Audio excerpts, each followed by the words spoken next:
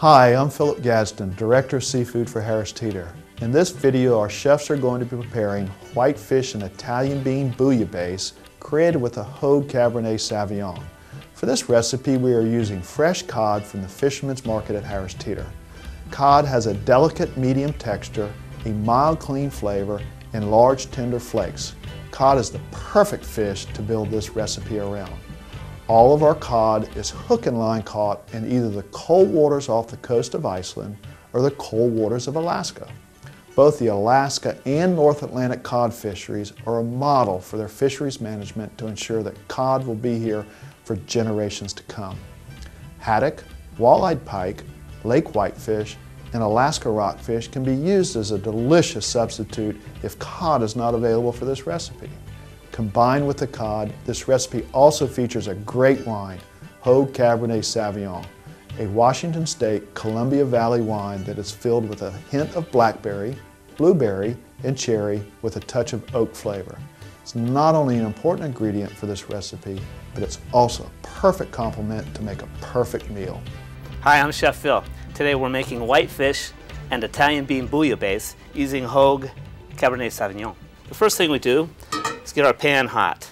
I'm going to pour some extra virgin olive oil in there. And then we're going to cook the onions and the celery and the garlic together first. You can hear that sizzle. But we're going to cook it until the onions get a little bit of color to them and the garlic starts to really smell nice. Nice aroma of the garlic. And it doesn't take that long to do that. We've got it over a medium-high heat. The medium-high heat is really important in the very beginning with these aromatic vegetables. You want to have the sugars come out of them and start to caramelize them to give them the color. But you don't want to cook them all the way through with a slow cook. Now I'm starting to smell that garlic. The onions are beginning to caramelize. Now we're going to add the haddock first. Stir that around. Chills everything down because it's been cold. And then we're going to take the tapenade. Okay, we're going to cook this for a little bit. Haddock is a medium texture and has great flavor. It's not really overpowering or anything like that, so you can use it in a lot of dishes.